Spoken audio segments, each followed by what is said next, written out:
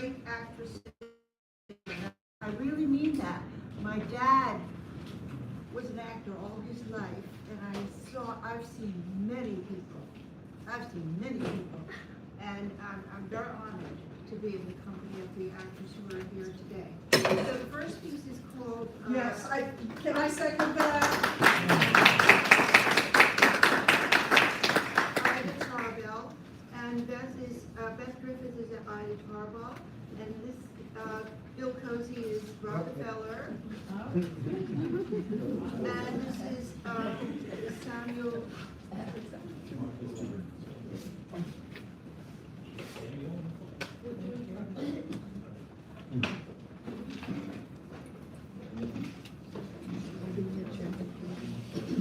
This is Samuel McClure in Tarbell, and this is this is Mark Solari.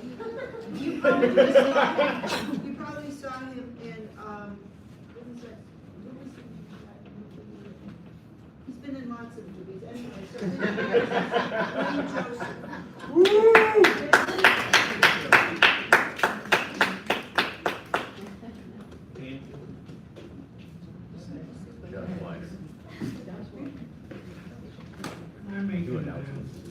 We welcome any donations on your way to help support the actors, the playwrights, and of any size to donate. Thank you.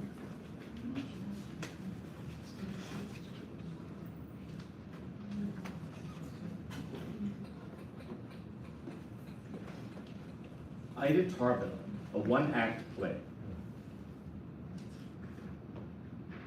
Act 1, Scene 1. Paris, France. Outside the apartment building where Ida Tarbell lives with 3 roommates, making a living as a journalist, and Samuel McClure, owner of the first syndicated newspaper in the United States. Year 1892. McClure is the name.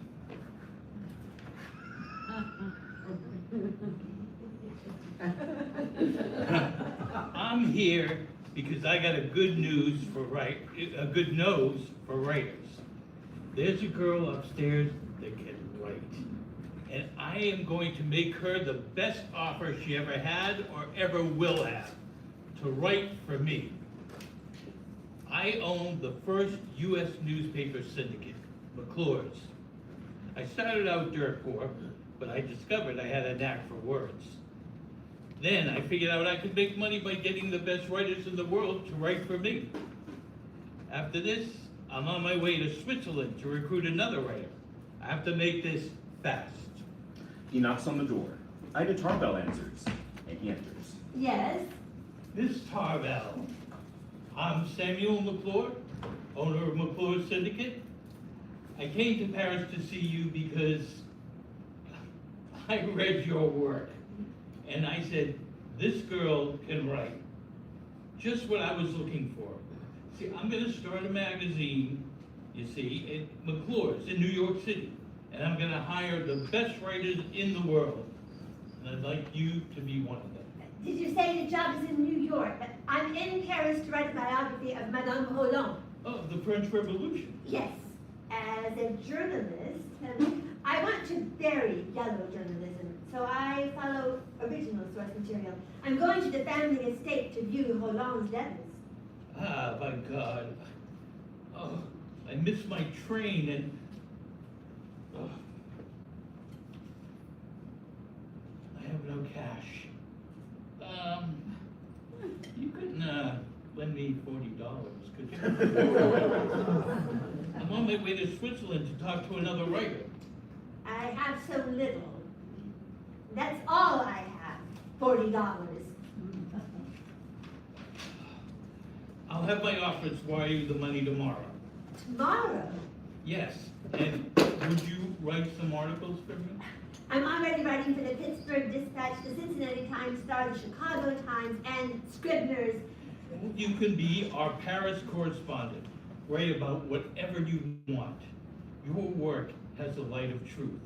The paving of the streets of Paris, that was the name of your article that I loved. And it's truth that I'm after. So until we meet again. We said goodbye. I was shocked. I got the money the next day. I'm sorry he came all this way for nothing, but I had no notice.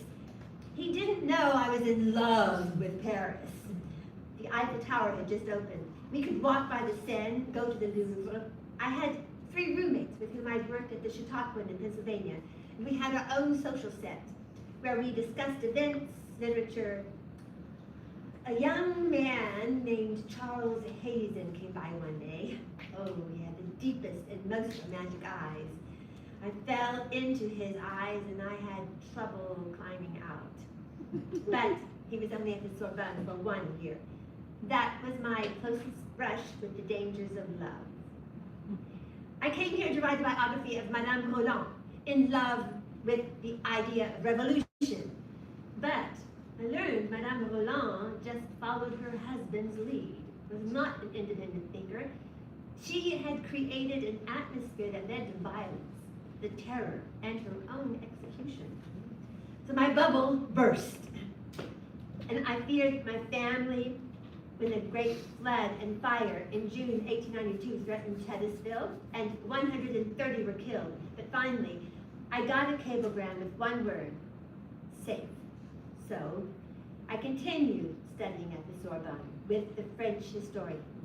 And they taught investigative and research techniques. And that, on top of the scientific method that I learned in college, was what created my style. I search for 2 independent sources, and evaluate, and let the truth lead me. I did do what Mr. McClure asked me. Interviews with Louis Pasteur, Emile Zola, Alexandre Dumas fils.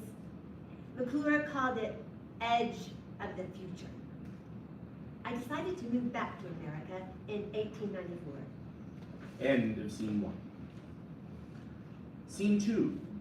Ida Tarbell at the door of McClure's magazine. The year 1894. Sam McClure gets up, opens the door now. Welcome home. Nice to see you, Mr. McClure. Oh, that's yours? It is such a relief to see you. I finished the Madame Roland biography. Oh, congratulations. So, what is on the tapis? I had the idea of you doing something short on Napoleon. Interesting. Your Edge of the Future articles created quite a stir. Americans wanted to learn about germs, science. I love science. I try to apply the scientific method to my writing. Well, you seem quite composed and collected. See, I'm on the bit of a precipice myself. See, we're undercapitalized and selling only thousands of magazines now, but your articles helped. Of course, we have another account to dip into if we come up short, so your salary is finished well in advance. It's just that the panic of 1893, excuse my chattering. Let's go to lunch at Delmonico's up 5th Avenue. We might see Mark Twain there. I adore him. I thought so. There are some terrific benefits of living in New York City. Paris doesn't have everything. They get up and exit. And then 6 months later, it's April 1895. Ida Tarbell is at her desk. Samuel McClure enters. Ida, I just came back from the bank, and guess how much our circulation rose? Surprise me. To 100,000. From a few thousand to 100,000. Oh, you are so good for my blood pressure. That's good. I want to do Lincoln next. But Nicolay and Hay just wrote 10 volumes on Lincoln, and they were his private secretary. I know. They don't think there's anything left to do about Lincoln. But I want to humanize him, examining his early years that shaped his character. Go ahead. All expenses paid, no matter how long it takes. We appear so different, but under the skin, we're the same. Devoted to changing this rotten world we somehow ended up in. Humanized Lincoln. Hey, we might learn something from him. Just what I was thinking. End of scene 3. Scene 4. The McClure offices. Ida Tarbell enters. Hello. Boy, am so glad you're back. Oh, I've been traveling through the Midwest, talking to people who knew Lincoln as a boy, a lawyer, and I found hundreds of letters, photographs, and telegrams. It's all in here. We'll have to have a party when you finish the Lincoln series. I keep going to the bank and sales don't seem to stop. They just keep climbing. We live in the dark ages and we're making a fortune off of it. Quite ironic. Well, you're making a fortune off of it. If I could only get you to calm down, you might feel free to enjoy it. But I don't have all the responsibilities that you do. We're the center of defiance here. McClure's magazine tells the truth about the lives of the people. And I don't care how much it costs. If we could just find a few more patrons. Crossfade 2. December 1895. Ida Tarbell is at her desk. Samuel McClure enters. Ida, Yes? it happened again. Only more so. You pushed our circulation to 250,000. I can't believe it, but I'm glad it happened. So, people really do want the truth. McClure's magazine tells the truth about the lives of the people. I just hope we keep that reputation. Stage to black. Crossfade 2. The McClure offices. Ida Tarbell sits at her desk. McClure enters.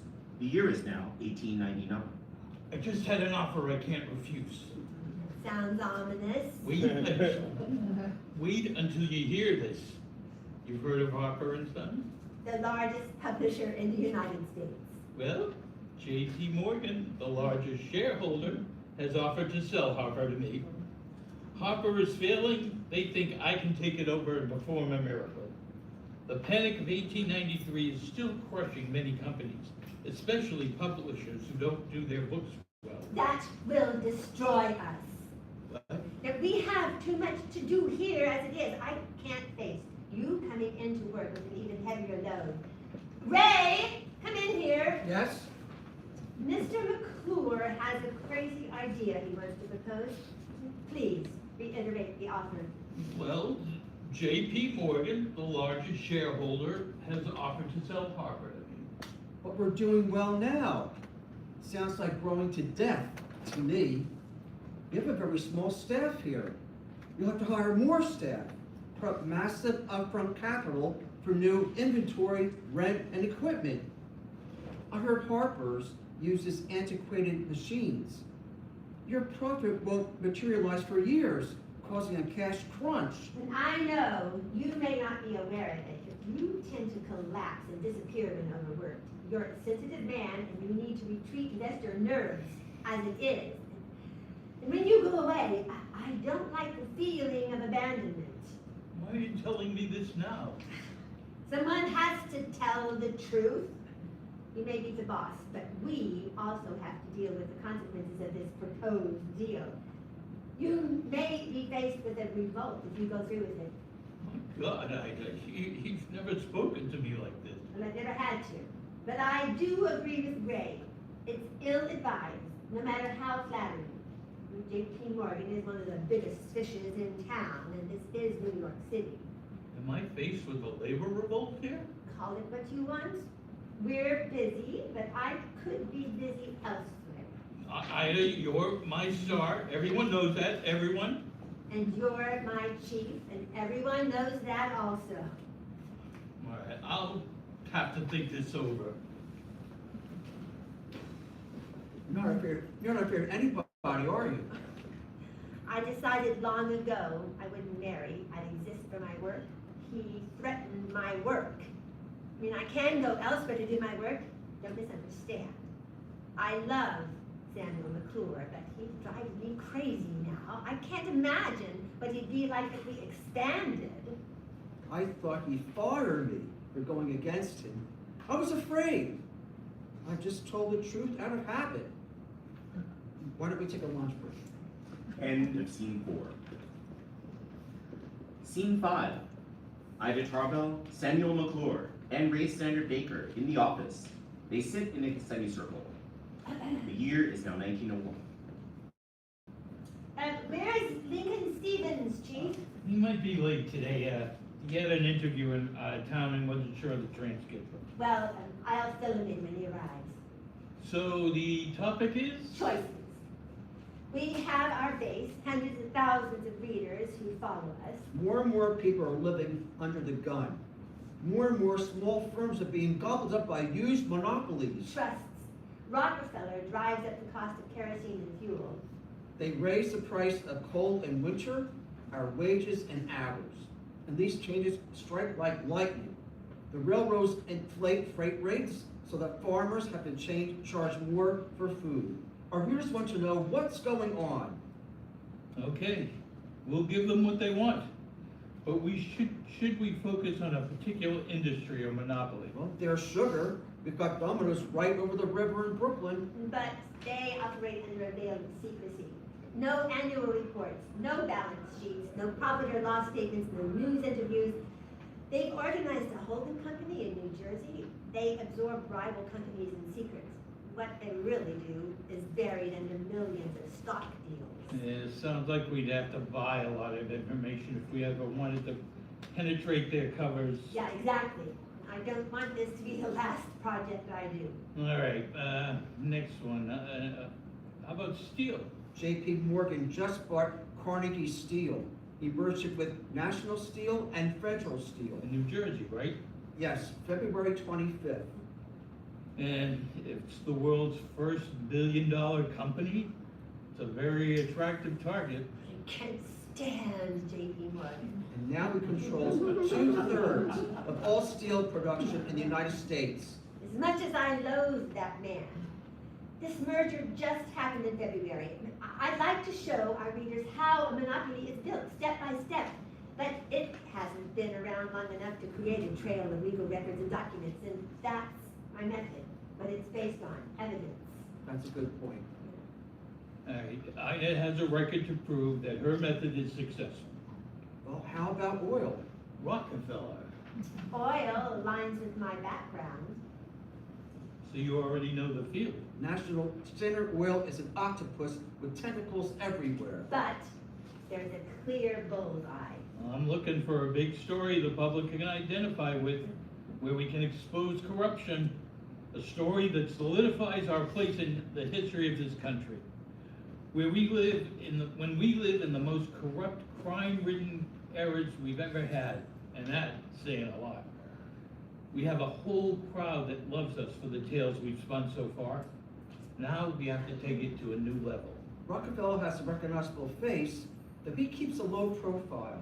Let's blow that image wide open. Ida, why don't you see what you can find? Oh, I've already seen plenty. You grew up in an oil field, right? Yeah, first one in the country. Well, you shouldn't have to hold your nose to go back to your roots and dig around, then. All right, Chief. Good luck. Oh, it's not luck I don't need, it's fortitude. End of scene 5. Scene 6. Outside 26 Broadway, Rockefeller's Standard Oil Building. Ida Tarbell appears to have been thrown out. He wouldn't even see me. Stage 5. Crossways. Yeah, To Rockefeller's office. He is now giving instructions to his clerk. yeah, shut up. Not a word, right? Not one word. Ignore her publicly and do not write or say anything about that misguided woman. She's poisonous. No ifs, ands, or buts. Listen, if you see a worm on the ground, you know, if you see a worm, if you step on it, you're just that there's no worm. You're gonna pay attention to it. But if you ignore it, then it goes away, right? Now, whenever a man succeeds remarkably in any particular line of business, people want to jump on him and just cry him down. So, that's what this woman's trying to do, right? That's what she's trying to do. So, you must totally ignore her. Ignore whatever she says. To do otherwise would be unstatesmanlike. That's right. No one has reached our heights, right? To notice their grasping, jealous hands, it would be to lower ourselves, right? And so, you listen, because if I hear for one instant that you have disobeyed me in any way, you'll be out of a job, mister. I don't care if you're my executive vice president or the charwoman who comes in here with a mop. I don't care. Oh, by the way, write this down. I changed her name. It's not Miss Tarbell, it's Miss Tarbell. Miss Tarbell. And do not listen to a thing she says. I do not respond, do not. Instead, we're going to use our contacts with the press to destroy her character. I know who she is. Yeah, I know who she is. Her father was one of those incompetents in Titusville where we built our first oil well. Her father failed, and she blames it on me, and she thinks she'll write articles with impunity. Well, we'll just use our connections with the press to discredit her motivation. Why are you still here? Go, do it now. Unbelievable. Crossways 2, Ida Tarbell and Ray Stannard Baker in the McClure offices. How's it going? Oh, so far this year, I went over 10,000 pages of state and federal legislative committee reports, court transcripts, state reports. I've spoken with government officials who have already investigated Rockefeller's business deals, independent oilmen, academics, former competitors who were squeezed out of the market. I've been copying documents by hand. Even my brother is helping me. I haven't been home much. I've been going back and forth between Cleveland and Pittsburgh and Washington. It's a good thing that Sam McClure is a generous chief. Oh, he's very generous. Is he paying anyone to help you? Yeah, John Phillips, and a young man named John Siddall. Rockefeller has quite a spy system that runs year-round, as well as price-fixing operations with railroads that get Standard Oil's secret rebates. I'm going to his church on Sunday. I want to see how he behaves. No stone unturned, huh? I know how you feel about going out to the trenches. I felt that way covering the Pullman strike. In Pullman, the whole town was owned by George Pullman. In Hammond, Indiana, I saw federal troops open fire on protesters. I'm glad you made it out alive. Crossways 2, Rockefeller's office. He is on the phone with his lawyer, Star Murphy. No, I said no, Star, no. Why? Because her work is meticulous. And if we start a lawsuit against her, we may very well lose. Do you know what she called me? A money-mad hypocrite. Yeah, that's what she said. She doesn't realize that Standard Oil is a godsend that rescued the industry from those small, inefficient refineries. Gee, Williker, what a waste. You know what? The cream always rises to the top, right? So if we want to be assertive, let's start a series of pamphlets, academic theses, favorable articles, and we'll distribute them to libraries and offices to counter the bad press, right? We're going to expose her as a jealous madwoman. That's a plan. All right, you get right on it. Crossways 2, the McClure offices. Ida Tarbell is at her desk. Ray Stannard Baker and... Ida, it's Mark Twain on the phone for you. Hello, Mr. Twain. So nice of you to call. Yes, I'm working on a piece about Rockefeller. You know someone in his office? Henry Rogers. I remember that name. You think he'll talk to me? He'll introduce us. Okay, I'll meet you at Delmonico's at 6 then. She hands the phone back to Ray Stannard Baker. I don't believe it. Mark Twain is helping me spy on Rockefeller. Helps to have friends in high places. I never had friends in high places. I was born in a log cabin on the farm, and my father was a carpenter. When he first went into the oil business, he was making money.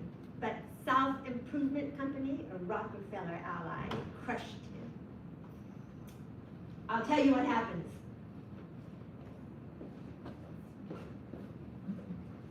Henry Rogers thought at first that I was going to do a complimentary story about Standard Oil because he'd read my Lincoln articles. For 2 years, I interviewed him. He shared anecdotes and reports, then another break. There was a young clerk, whose name shall remain anonymous, a whistleblower, who worked at Standard Oil. His job was to take up all the reports, the spy reports, the notes, all sorts of documents on meetings, gather them in big bags, and take them to the incinerator. And one night, he noticed that one of the names in the spy reports was that of his Sunday school teacher. The Sunday school teacher was an independent local oil refiner. So the clerk was a pious youth. Shocked, he couldn't bear to throw the notes into the furnace, as they showed that Stannard gave the internal orders to track independent shipments, break railroad workers, and divert his teacher's business back to Standard Oil. So the clerk pocketed the incriminating papers. He gave them to the Sunday school teacher. The Sunday school teacher knew that I was working on a massive series about Standard Oil for McClure's, and he mailed the evidence to me. That was exactly what I needed. Any court in the land would convict and see that Standard Oil was operating a private spy network. Crossways 2, Rockefeller's private office. Again, he's on the phone with Star Birch. Star, yeah, hello, Star. Listen, we've got a snitch. We've got to find that snitch. We've got to find out. We've got to find out who it is. Right? No, we can't call the documents fake because we'll be called into court and they'll show us the documents, huh? Henry Rogers? Well, yeah, he's my executive vice president. One. He's a friend of who? Mark Twain? And Mark Twain is a friend of Tarbell? Tarbell. What, do you have proof of this? Well, he has no motive, Star. A person has to have motive. Why? Why, listen, focus on character assassination. Paint Miss Tarbell as bitter, vindictive, and jealous. Write that down, right? Bitter, vindictive, and jealous due to her father's failed business. Right. Crossways 2, Ida Tarbell. Theodore Roosevelt took office as president on September 14, 1901, after the assassination of President William McKinley. Because of the huge uproar of public fury over the Rockefeller series, he launched a legal assault against Standard Oil. He believed there were good trusts and bad trusts. He read every word of my articles and moved against Standard Oil. At the same time, he said that we were like men with a rake from Pilgrim's Progress. That's how we came to be known as muckrakers. It's a name we did not like. Was my childhood dream of changing the world realized after seeing the devastation that oil business wreaked upon common folk? History will decide. With Standard Oil, the Sherman Antitrust Act was invoked, as well as the Commerce Clause of the Constitution, the Mann Elgin Act, the Clayton Act, and in 1911, the Supreme Court ordered Standard Oil to dissolve, creating the Federal Trade Commission of 1914 to stop monopolies before they started. You know, though I never had biological children, Woodward, Bernstein, Upton Sinclair, Ida Wells, Lincoln Steffens, Jacob Reese, and Daniel Ellsberg stood on my shoulders.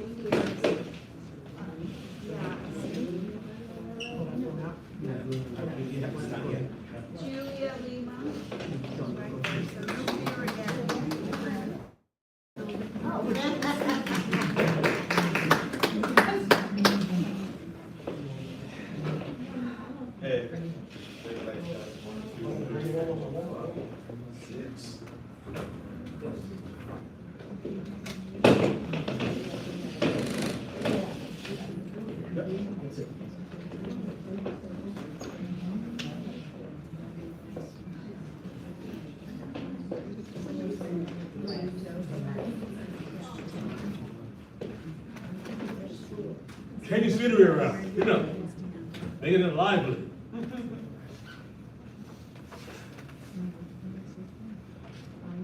Ida Wells Barnett, a one-act play. Act 1, Scene 1. Memphis, Tennessee. In the curve, the black part of town.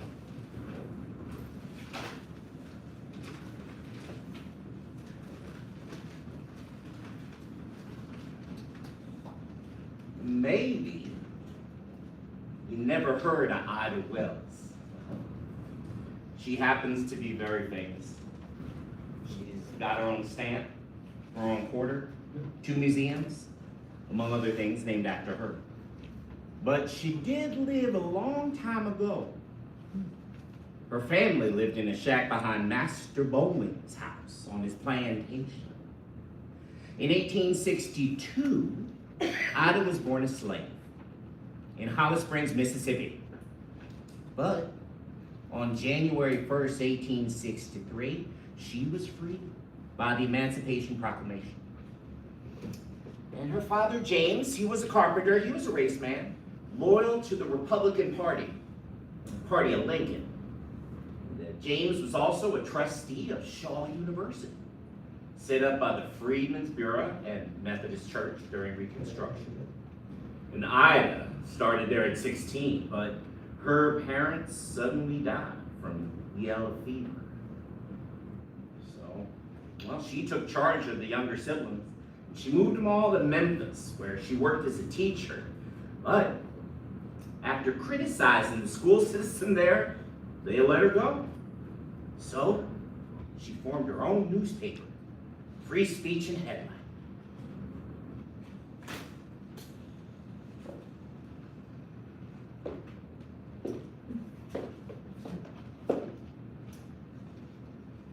I was born a slave in Holly Springs, Mississippi. That town had 62 battles between the Confederate and Union armies until the Union Army finally won.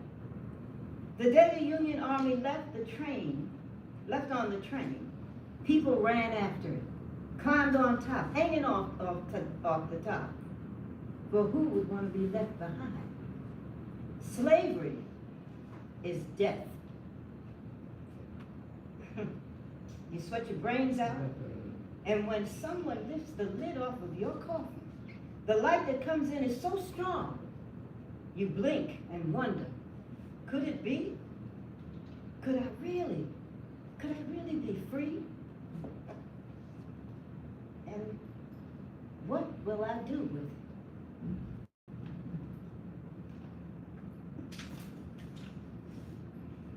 I began my journey at Holly Springs. My parents died of yellow fever. Then me and my siblings moved to Memphis. There we found the People's Grocery, owned by Thomas Moss, in the black part of town, the Curve. 2 kids, Armour Black and Cornelius White, were playing marbles one day, and a fight started. Now Cornelius's father couldn't stand the fact that his son was being beaten by a black boy, so he jumped in. The guys at the grocery couldn't stand the fact that a black boy was being beaten by a grown white man, so they jumped in. Blacks are thieves. I'm calling the sheriff. March 5. A group of white men came. Bullets flew out of People's Grocery. The workers there arrested by hundreds of whites who were deputized. They carried them off to jail. March 9. 75 white men wearing black masks raided the jail, took Thomas and the workers north, and shot them dead. I held Thomas Morse's head in my lap as he lay there dying. He said, tell my people to go west.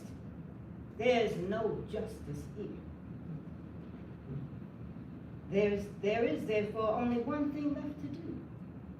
Save our money and leave town, which neither protected our lives and property, nor give us a fair trial in court, but takes us out and murders us in cold blood when accused by white persons. That's when I decided to give my life to my people. I spread the word through my newspaper, Free Speech and Headlight. But when I went out of town, they burned my building down. I went on the road investigating lynchings. No other nation, civilized or savage, burns its criminals. Only under that stars and stripes is the human Holocaust possible. 28 human beings burned at the stake. One of them was a woman, and 2 of them children. This is the gruesome tribute which the nation pays to our color line. I was in New York when they burned down my office. After 3 years, I moved to Chicago. End of scene 1. Scene 2. Frederick Douglass and Ida Wells stand on the street in front of a restaurant. A sign reads, World's Fair Exposition. Only one thing is wrong with this picture. We are not in it. But I got a thrill. I met my idol, Frederick Douglass. We can't go in there. They say they won't serve us there. Are you gay? You know I am. Excuse me, but, Mr. Douglas, it's you. Let me, get you a menu. You see? Good man. That won't be necessary. We'll have the bill of fare, if that's okay with you. Would you like something to drink? I'll have one of those orange ciders. That drink is highly favorable amongst the fashionable set. I know. Well, you certainly know how to get things done. I appreciate you noticing. You know, I'm glad we have a chance to talk. I want to publish a pamphlet here. The reason why the colored American is not in the world's Columbian Exposition. The way to right wrongs is to turn light on them. That's what we have to do. That's what has to be done here. I have collected funds for it. I love the idea. Can I write an introduction? Would you? I'm going to write an essay. And Irving Garland Penn, he's going to write one too. And I have another writer for you. Ferdinand Lee Barnett. Who is he? A lawyer. He owns the only black newspaper in Chicago. I think you'll like each other. Oh, he's your friend. I know, of course, I like him. You know, the legal point of view would be good to have. Exactly. I'll get you a place to sit inside the gate. Where I could give it out. I was thinking first of a boycott. Why don't you boycott as a protest? I'm the vice chair of the Haitian Exposition. I'm set to speak. I admire the Haitians, but you're an American first, and look what they've done to our people. The Haitians are the only exhibit letting colored people in. You and your research has exposed the wrongs they put us through. I read your article on lynching. Your research on lynching has proved it. Why go along with this hypocrisy? Look, we have an international audience here. We could spend decades going from land to land. But here, if everybody in one spot and time, it's a shame to waste the opportunity like this. Well, you know, we fought the Civil War. 750,000 soldiers died. We've shed so much of our blood over 10 generations, and still, when they have the World's Fair Exposition, they want to pretend we don't exist. I know you're angry. It's righteous. But this is war, and being right is not enough. I had to push and push Abraham Lincoln to set up black regiments. He didn't think white soldiers would fight alongside blacks. Men of color to arms, I cried. When he finally delivered the Emancipation Proclamation and let us go, that's when I sent my son to fight in the 54th Regiment. I helped form the 54th and 55th Regiments. We need thousands of foot soldiers in our army to carry on for future generations. In war, you have to be smart and think long. And by long, I mean long after I'm dead and gone. Look, you're only 31. I'm 44 years older than you. Matter of fact, my youngest daughter, Amy, died just before you were born. I miss her every day. See this letter? It's from Miss Impey and Miss Mayo from England. They've asked me to come and speak about lynchings. I'm gonna have to decline. Why? I'm old. My health is declining, and I've spent what little time I have left getting my pieces together and being with my family. But I was thinking of recommending you to take my place. Me?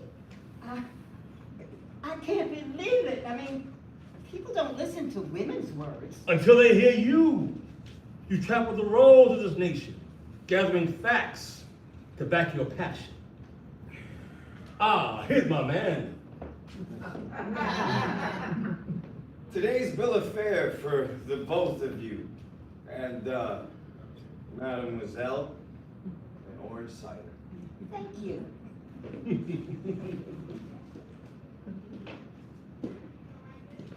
We handed out 20,000 pamphlets. After the World's Fair was over, I realized Frederick Douglass had been right about wanting to speak to the largest number of people and carving out the multitude human sympathy for our cause. The people who shut us out were not the same people who would be listening in the crowd at the World's Fair. I did go to England. And after Frederick Douglass recommended me for 2 tours, one of them in 1893, and one in 1894, I wrote Frederick Douglass a letter about it. Dear Mr. Douglass, I haven't wasted a cent of the money you gave me to support my tour. The ladies Impey and Mayo have organized many groups to speak to. I wrote out on my pamphlet Southern Horrors and the 14 pages statistics. Here she goes with those facts again. She'd have made a good lawyer. Stressing that it was the economic interest of whites motivating them, that they used lynching to maintain Southern order, to reestablish white supremacy, and discourage black economic ventures. After 1890, Southern states passed laws disenfranchising black people and many poor whites through poll taxes, literacy tests, and other tricks. I'm out of my breath meeting with a vast array of support here. Dukes, archbishops, and 20 members of parliament here and in Ireland, clergy, journalists, suffragists, scholars, and there's even talk of setting up a first international committee against lynching. I can't thank you enough for providing this eye-opening experience, meeting so many great people and exposing the horrors of racism that we have endured for centuries. Well, sounds like she's doing a great job. Stage face black, end of scene 2. Scene 3. And something else happened. Now, I had known Irwin Garland Penn, but through Frederick Douglass, I met Ferdinand Lee Barnett. We wrote different sections of the pamphlet for the World's Fair together, and took to each other right away. Then he asked me to write for his newspaper. Now, I admit, I was charmed by him. Then he shocked me one day when he had me over for dinner. He got down on his knees and presented me with a little box. It was an engagement ring. I made him promise to give me true equality and take care of the children and home as much as I did. He promised. We did marry, and he kept his word. I had 4 beautiful children with Ferdinand, and when I had speaking engagements, he babysat, changed diapers, made meals, and held the fort at home. When I had to go out of town, and one of the children was still an infant, he hired a lady to help me when I had to nurse the baby. He was ahead of his time. End of scene 3. Scene 4.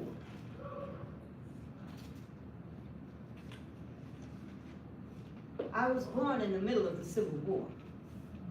After we won, black people climbed up and were sometimes pushed down, exercising the right of free people everywhere. I joined a lot of movements and revealed lots of troubles through my journalism.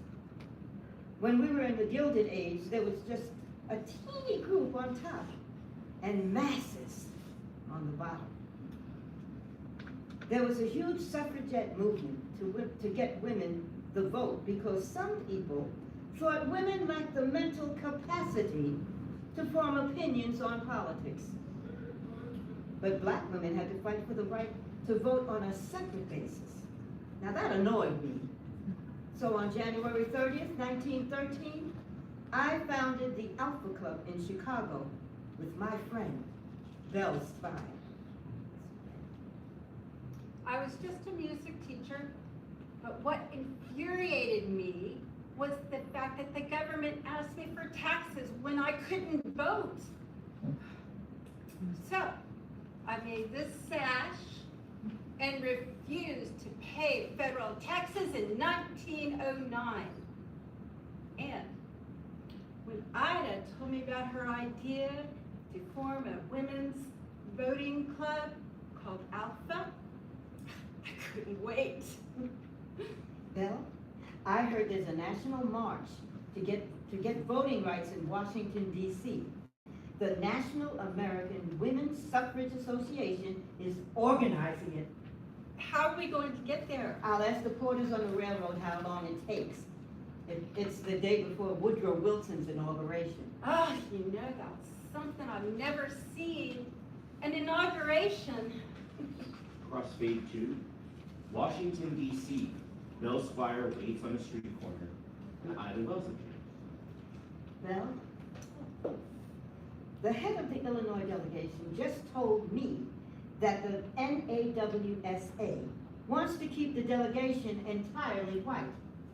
She said colored suffragists would have to walk at the end of the parade in a colored delegation. Oh, she did she? Those were her exact words. Can you read my lips? My thoughts exactly. We'll show those nitties.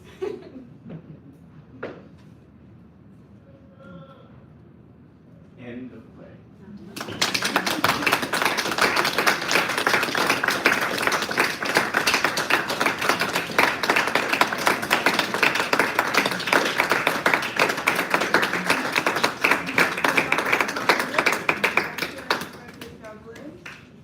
And Victoria Freeman as Belle Squire, and Julia Lima as Ida Wells Barnett. And this is Nicholas Kemmelbacher as Kemmelbacher, I'm sorry. Nick Ambrose for the stage name. I learn something new every day. And Sean Square as the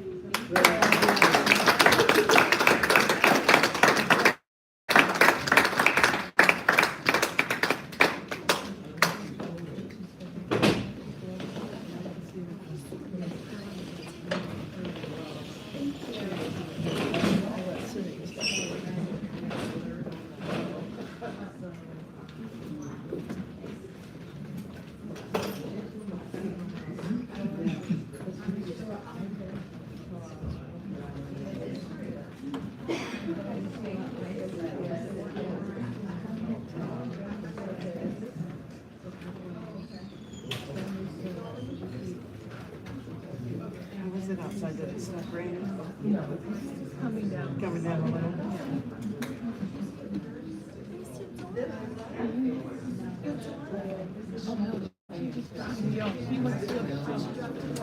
She went to play on 45th. Oh, she went to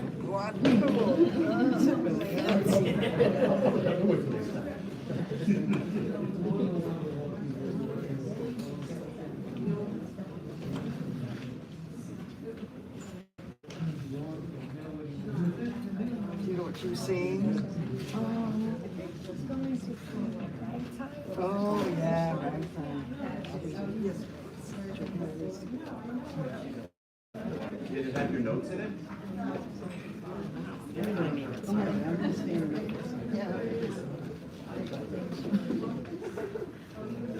It's a great piece. It's like blazing saddles. That's right. And sort of like one trying to go blazing saddles and Monty Python. Okay, this is, Patsy Takemoto Mink. She was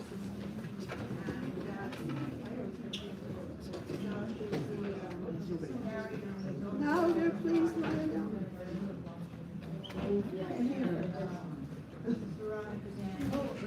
Veronica Day.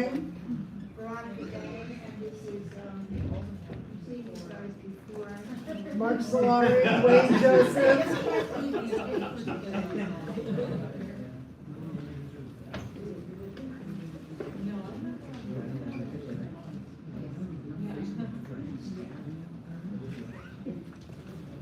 Sorry, I wanted to film it from the corner. If it's possible.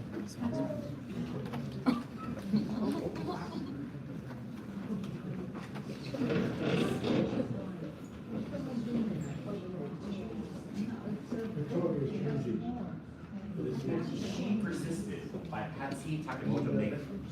One act play. Act 1, Scene 1. Suematsu Takemoto, a civil engineer, stands alone on stage. He wears a mask.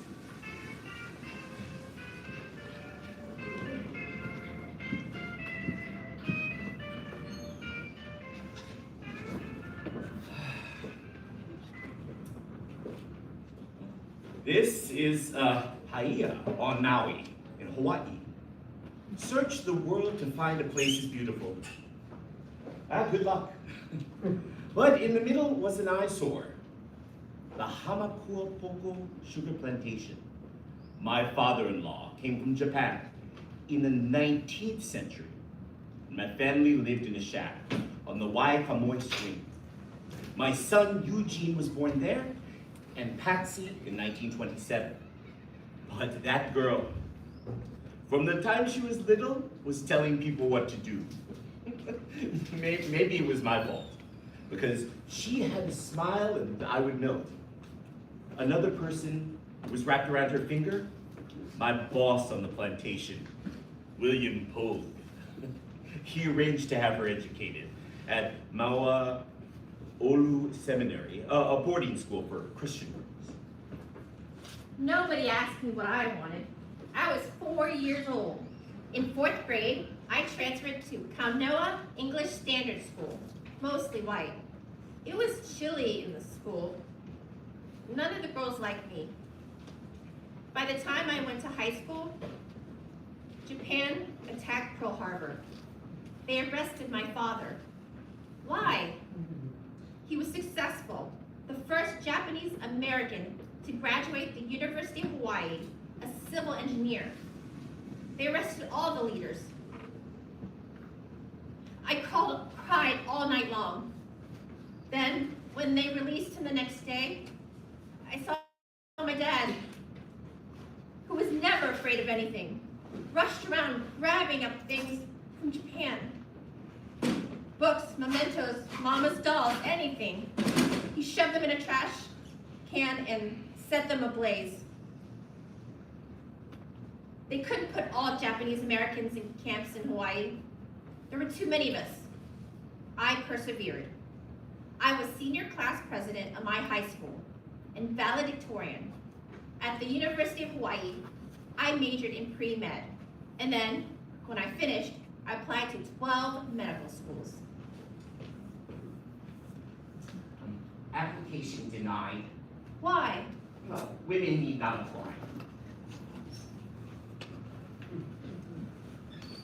At my day job, my supervisor said, "Why don't you do law instead?" The University of Chicago took me as a foreign student because Hawaii was not yet a state. First time on the mainland, it was so cold. But I fit right in at International House because everyone there was from everywhere. And I met this guy, John Mink. We played bridge together. He was a pilot in World War II who got a distinguished flying cross, but now he was a geology major. I didn't mean to fall in love. Patsy's smile lit up the room. After I'd been with her for a while, I thought, I can't let go. It was so natural. It was like she was who I belonged with. After I met her, I didn't want anyone else.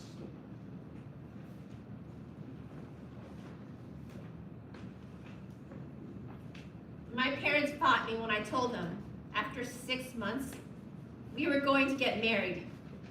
But I knew if I went back to Hawaii, I'd never see him again. And then the greatest joy of my life came, my daughter, Wendy. So now my name was Patsy Takemoto Mink. And when I got my JD, I sent out my applications.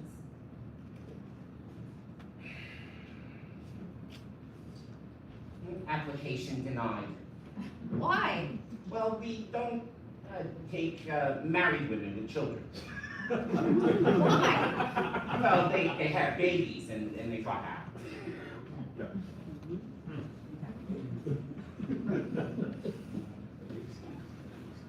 There's no point to having this degree if I can't get a job. I was thinking, Yeah? why don't we go to Hawaii? Go home? You might have a better chance, and I think I could get a job there. You go with me, leaving your family behind. We have to stick together. Stage black. End of scene 1. Scene 2. Honolulu, Hawaii. Patsy sits with her father. Patsy, it's so nice to have you around. I'm so proud that you got your JD. Thanks, Dad. I feel good here. You've been sending out applications. Yeah, same thing here as in the mainland. Nobody wants a married woman. Oh, well, if they won't give you a job, then why don't you start going first? I never thought of that. Well, you remember what happened to me, don't you? I got passed over so many times when I applied to be chief engineer on the plantation. They always promoted the white guys. And that's why I moved to Honolulu. Starting on firm. Oh, why don't you try it? I have a room. I'll give you your own office. Maybe that beats all these rejections. Well, after a while, people will get to know you. They'll trust you. They'll recommend you. And you find a niche. You'll get a good job. I know you will. Might as well. Better than sitting around waiting for replies. I have to go get Wendy now. Crossway 2, a year later, Patsy sits at her desk in her office. John enters. How's it going? I was just going to ask you that.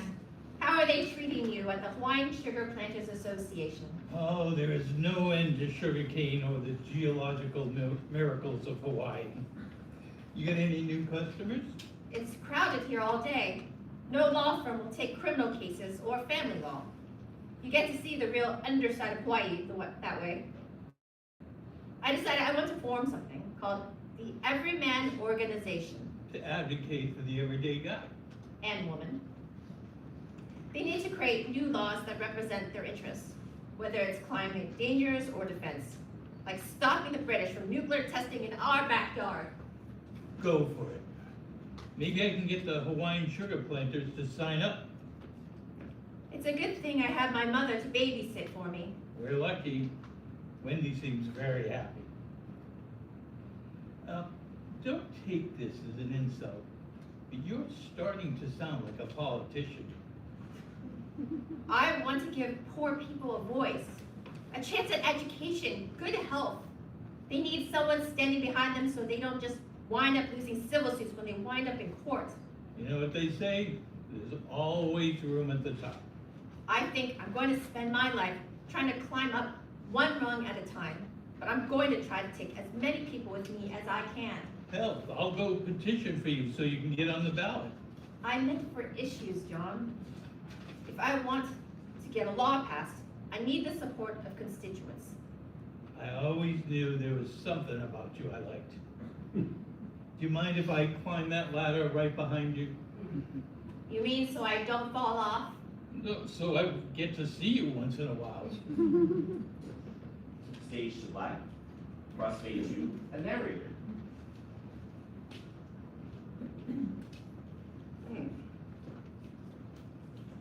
She was elected to Congress in 1965 then, and being the first Congresswoman of color, proposed many of the first of many bills, equal pay for equal work, early childhood education, and even climate bills. She found herself caught both in the middle of and launched by the movements of the 1960s, civil rights, stopping the Vietnam War, and the second wave of feminism. Crossfade 2, Patsy collapses at the kitchen table, having just arrived home from work in Congress, 1965. John walks over to her. Oh, you look pretty deep. I stood up in the House today to protest seating of the Mississippi delegation.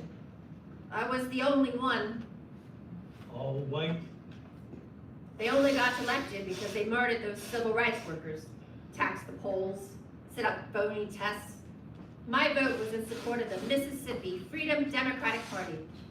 Then one of them mocked me, calling me their little bow-legged Japanese doll. They're wrong. I would never marry a bow-legged woman. It's our fault. If you hadn't been my campaign manager, you and our ragtag group of volunteers, I'd never have been elected. Gee, honey, that took guts. You just got elected and you're making trouble already.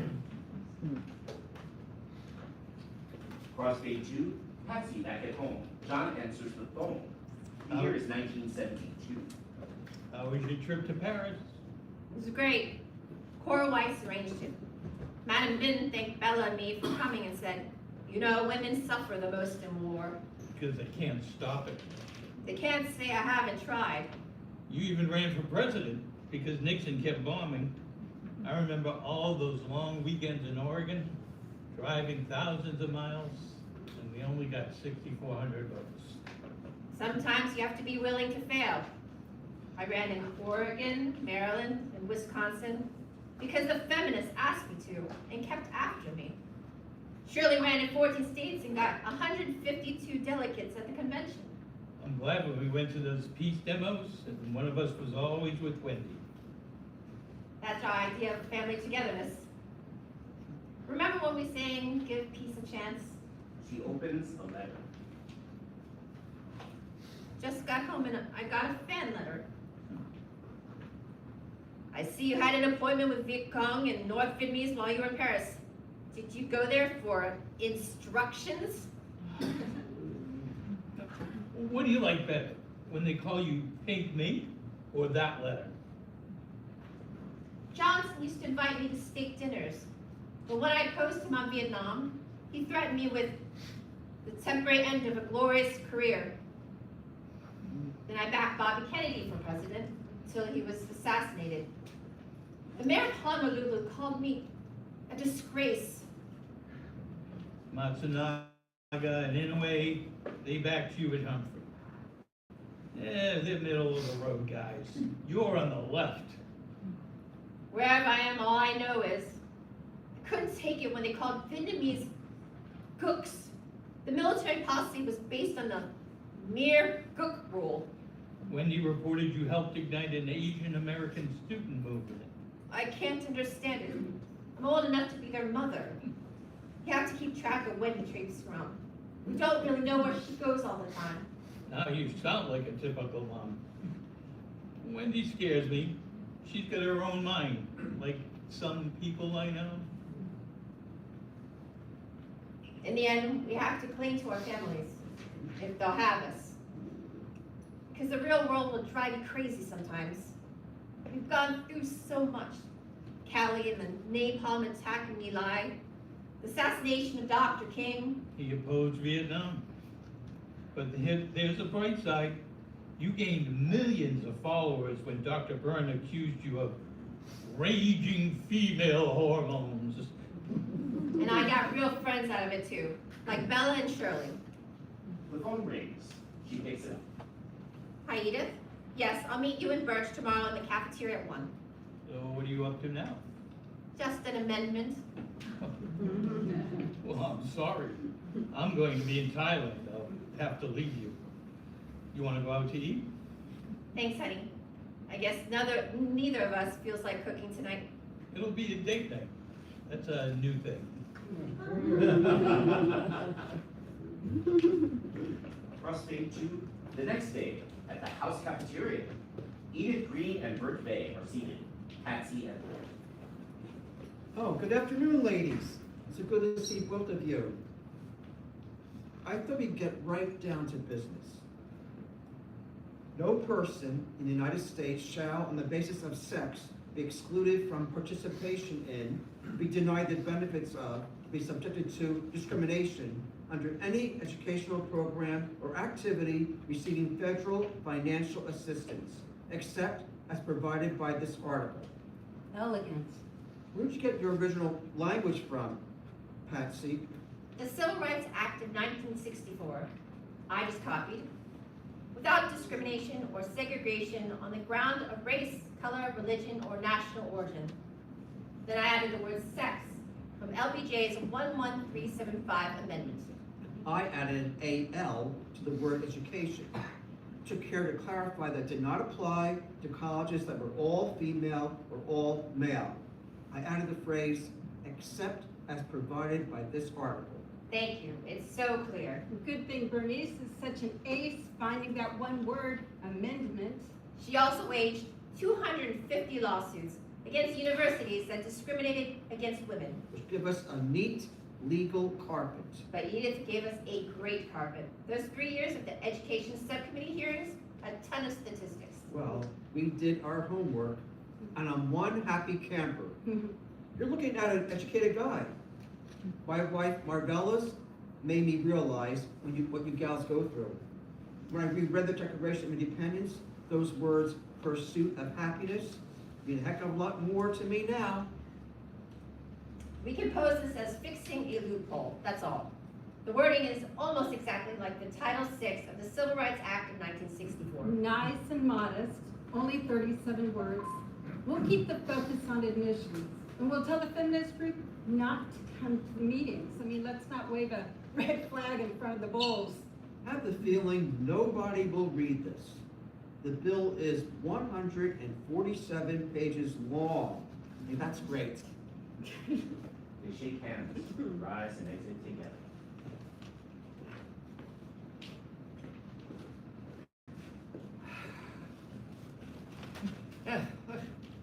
Title IX has passed. Richard Milhouse Nixon signed it into law. Oh boy. But in 1974, opposition forces led a charge against it. The National College Athletics Association, or NCAA, led by Representative Erlenborn and the football departments. Women whom they wouldn't allow on their teams anyway might get half of this budget that's reserved for sports. Universities then panicked and said they'd have to fill gender quotas. They'd lose their merit qualifications for admission and hiring. So what did they do? They had another hearing. Crossways 2, the floor of Congress. It is shocking and outrageous that universities using federal funds continue to discriminate against women. Women are half of the population, and we're denying the opportunity to them. My subcommittee covered a mass discrimination. Universities required higher standards for women applicants than favored men because they were considered the main breadwinners. Most women professors were adjuncts with massive wage gaps, and women were steered away from STEM, from medical, from law, and towards teaching and nursing and secretarial jobs. Sport budgets for women were non-existent. Discrimination against women in education is one of the most insidious forms of prejudice extant in our nation. Few people realize the extent to which our society is denied full use of our human resources because of this type of discrimination. I'm so sorry I have to leave. My daughter Gwendolyn has been in a terrible car accident. What are we going to do? What are we going to do?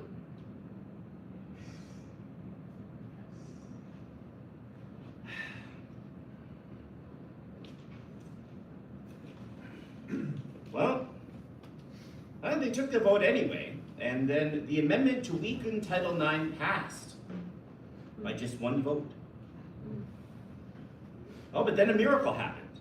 House Speaker Carl Albert scheduled a parliamentary revote, a motion to reconsider due to emergency circumstances. The House revised the prior vote, and Title IX won by 37 votes. Talk about the skin of our teeth. Patsy Mink passed away on September 28, 2002, at the age of 74. She kept on fighting until the end for what she believed in. And as her death was unexpected, she even won another election.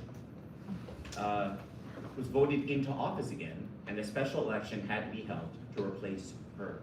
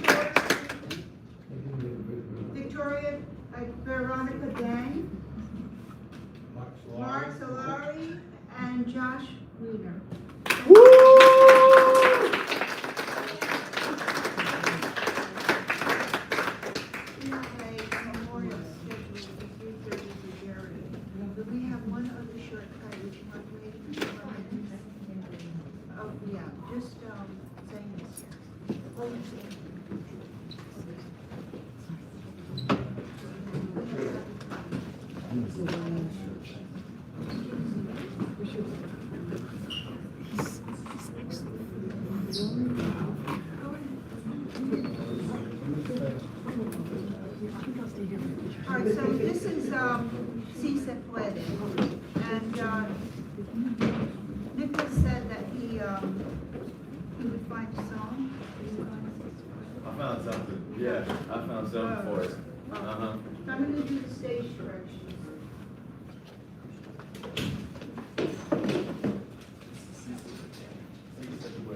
And we have two sections to this play. I wasn't able to.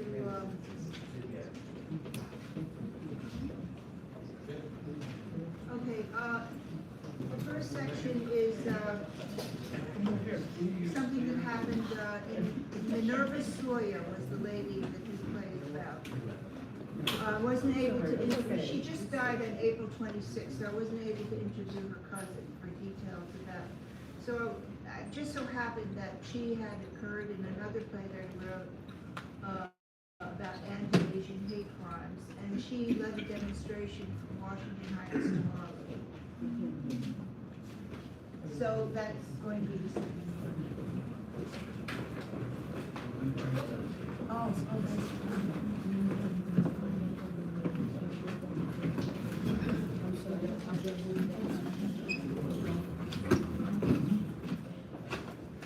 so this is Puede, a one-act play about Minerva Solla.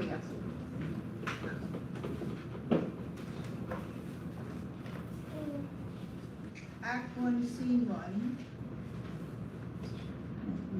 This takes place place in 1970. At Rise, a street corner in Chelsea on 6th Avenue in the 20s. Diana stands alone. This neighborhood in Chelsea used to be called Ladies' Mile before I was born in the 19th century. In the old days, Macy's, B. Altman, Siegel Cooper, and Hugh O'Neill's Dry Goods welcome hundreds of thousands of shoppers through their high-class doors. The elevated train was full of shoppers too, who peered through its windows. They were the same height as the second floor of these emporiums. Nestled around the corner, from 6th to 8th Avenue, were smaller buildings that housed workers. That's where I grew up. And one of my best friends, Minerva Solla, her parents came to New York from Puerto Rico, part of La Grande Migration, with 300,000 other Puerto Ricans. And Minerva was born in 1951. We were both born at Bellevue Hospital. She was their second daughter. She had 2 sisters. But Minerva and I were in the same grade. We played after school every day. Our mothers were tough. They protected us so we would have a better life. And on holidays, Minerva went with her family to Las Vegas, upstate in the Catskills. She'd listen to the ballroom music when her parents went dancing to Grand Combo, Tito Nueves. I was hanging out now, hoping to catch a glimpse of her. She was the adventurous one. She wasn't afraid to break the rules. When we got to junior high and high school, she kind of drifted away from the block. The Young Lords. She joined in 1970. Sound, Hispanic band music from the 1960s. And who do I see when I go go with my mother to La Marqueta uptown? Minerva's there with a bullhorn. She was haranguing about garbage in the streets. And it's true. Wherever poor people live, the garbage collection sort of, in those days, was kind of non-existent. So to get a following, I guess, or to defend the people, the Young Lords had a campaign that the city should step up the garbage collection. The Young Lords swept into the neighborhood, piled uncollected trash in the middle of 3rd Avenue and set it on fire. And they won. The city had to come and deal with it. After that, garbage wasn't pouring in willy-nilly over the sidewalks heaped up in front of buildings. Eventually, Minerva had been thrown out of her mother's house because she joined the Young Lords. She went to Brooklyn College, heard Felipe Luciano speak, and that was it. Oh my God, I don't believe it, here she comes! Hey, Chica! Long time no see. That's right, girlfriend. I just came from the doctor, and you won't believe what happened. Like spade, cross spade, to doctor's office in a clinic uptown. Doctor in white coat. Minerva sitting on the table. So the examination was normal, except for one thing. What was that, doctor? Well, according to this, I'm afraid you may have trouble carrying a baby to term. What does that mean? Well, we see it in a lot of women. You have fibroids, and they generally interfere with pregnancy, so it's very common. In your case, I recommend surgery. Surgery? I'm only 16. I only came here because my mother's afraid I do something to get pregnant, and I should get some protection. That's commendable on your mother's part.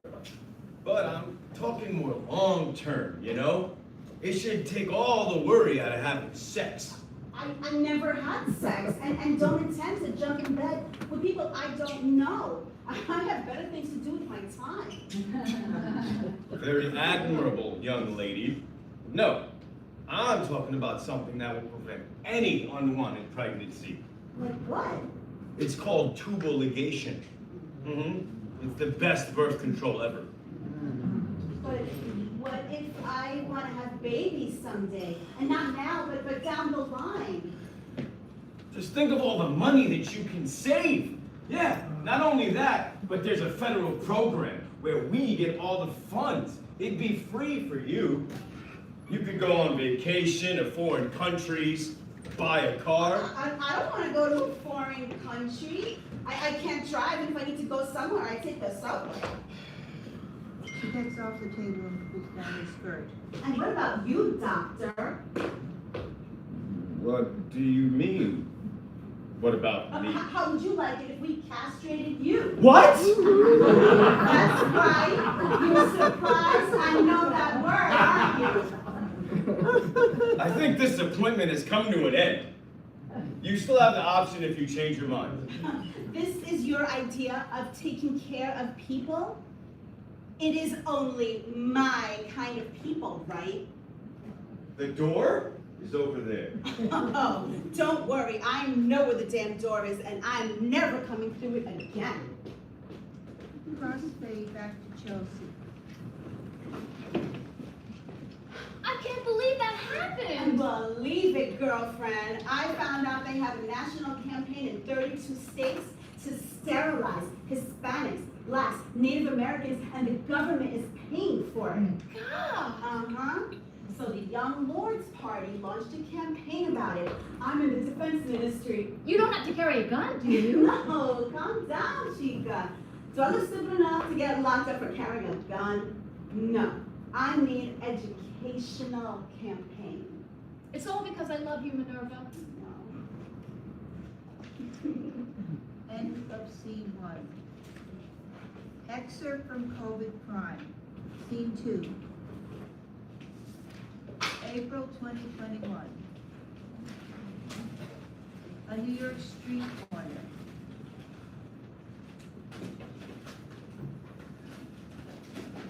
Why should humans attack humans just for the friggin' hell of it? Every day, this nurse gives all to you. What sense does that make, I ask you? Hello? Not another assault. Now it's a can man in Harlem. Have you heard the news? Another attack. We must tell the people. We'll start from the north and go south. Can man stops with a heavy bag of cans on a pole. He is a ghost.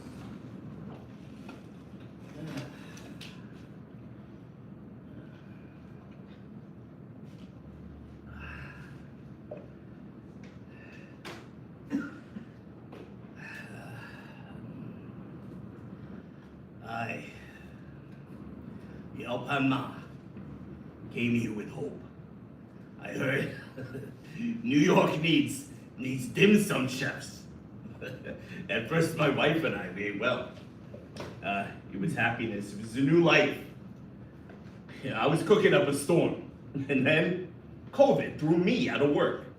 So now I carry cans day and night. Bitterness fills my mind. We moved in with relatives. We're strangers who got lost here. My former self is a ghost, but I still work for my money. I am faceless, cannot be tracked. Perhaps for that the man just attacked. Thank you for sharing with me these things. We came to pray for the can man here, surrounded by Washington Heights, Quisqueya, the Palace of West. Viejito, can you help me? There are so many cans on my back. How can someone with nothing help? Can you hear the people coming, marching with a strong beat? I worked in unions for 40 years. We're white, black, brown, Asian stuck together. All for one, wall to wall. Workers sent food and money, walked each other's picket lines. Divided, the poor will lose, only the bullies will win. Those who suffered racism in the past can't dole it out to others now. When will the lesson be learned? A house divided cannot stand. We're here. We're ready to travel. We came to help the can man. Oh. Hurry, hurry. We have passed the river Styx. You come too late. Too late. But we believe in miracles. March on. We'll see what we can. Athena and chorus walk steps ahead. Hispanic music under. At the People's Church in El Barrio, what memories. I was born here long ago. My people made these streets. We paused for a snack and moment's rest. Outside the church, a restless crowd gathered. Chorus faces Athena, drums under. Nobody cares about garbage. It took years to get rid of it. Now they've cleaned our streets. Why? Should we care about this old guy? He was down on his luck, it's true. Everyone is, but a lucky few. I heard the story on TV, and let me tell you, if it was me, I'd get my gun and point it at that creep. Rat-a-tat-tat, take that! An eye for an eye. And with law living this pigsty, you gotta get even, or else you're a sitting duck on a shelf.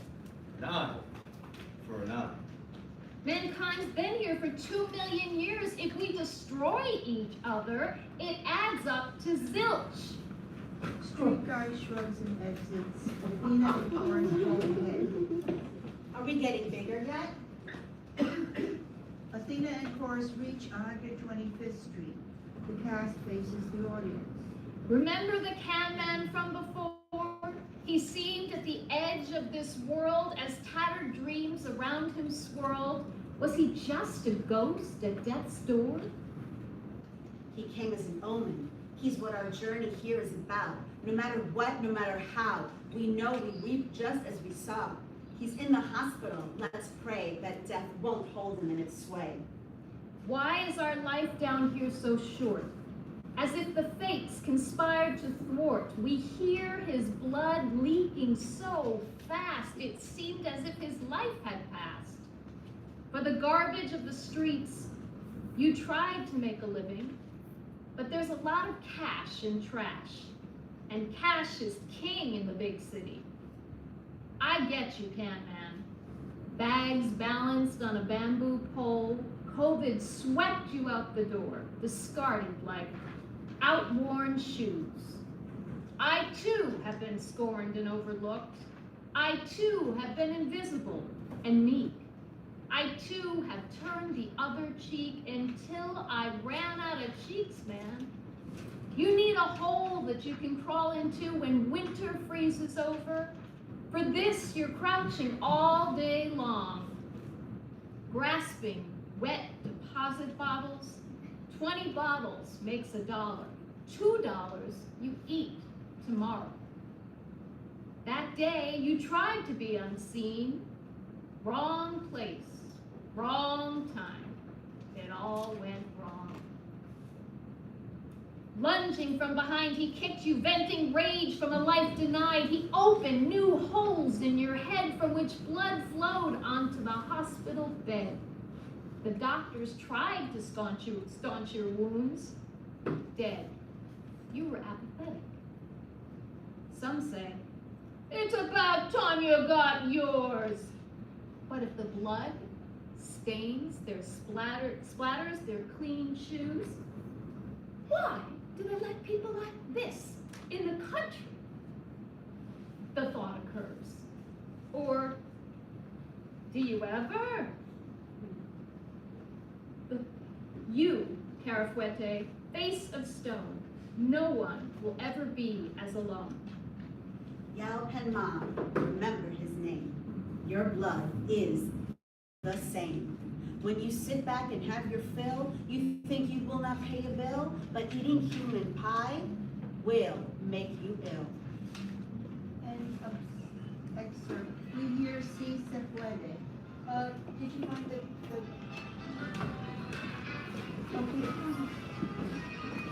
so now we'd like you to join us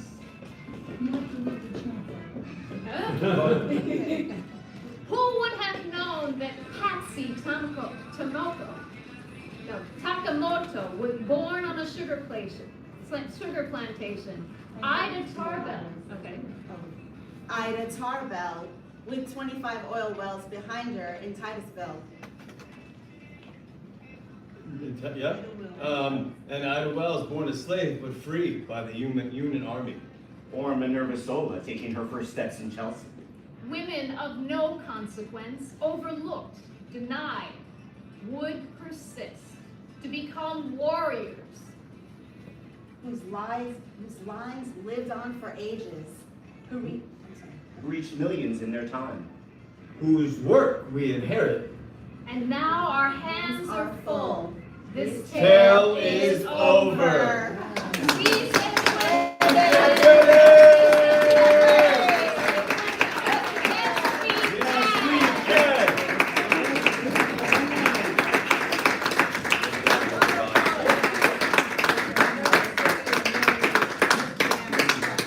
Solla, S-O-L-L-A, Solla. Solla, Minerva Solla. You're a great person, and we all miss you. Thank you very much. This is Neil Candace Astor. Thank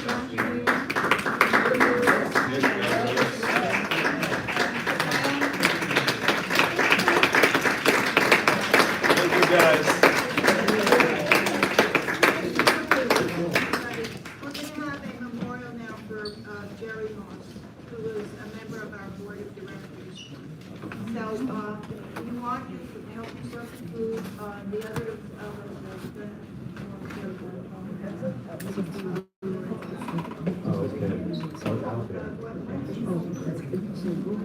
Great job, everybody. Great job, everyone. Yes, round of applause for all great actors. Yes.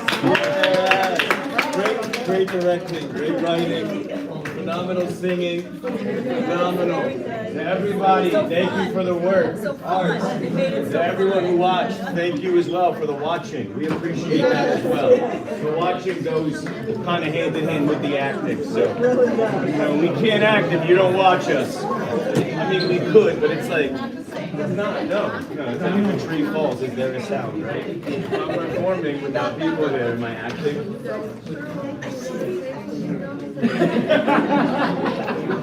That's so true.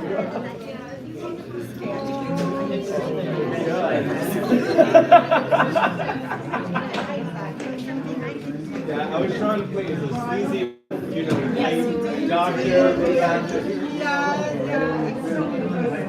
true litigation. I know, I realized that part too. I was like, yeah, let's litigate those shoes, yeah. I knew I've been saying it wrong the whole time. Something tells me I'm not saying that word correctly. I thought she meant litigation. I thought she meant like literally like yes, litigation. Thank you. Well, at least if I get a play like this again, I'll know to say litigation. Bernard, how are you, man? How you doing? Oh my God. And then great job, Josh. Great working with you, man.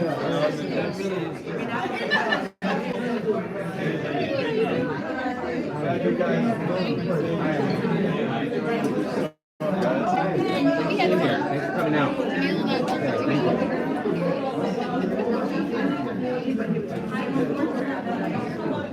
I remember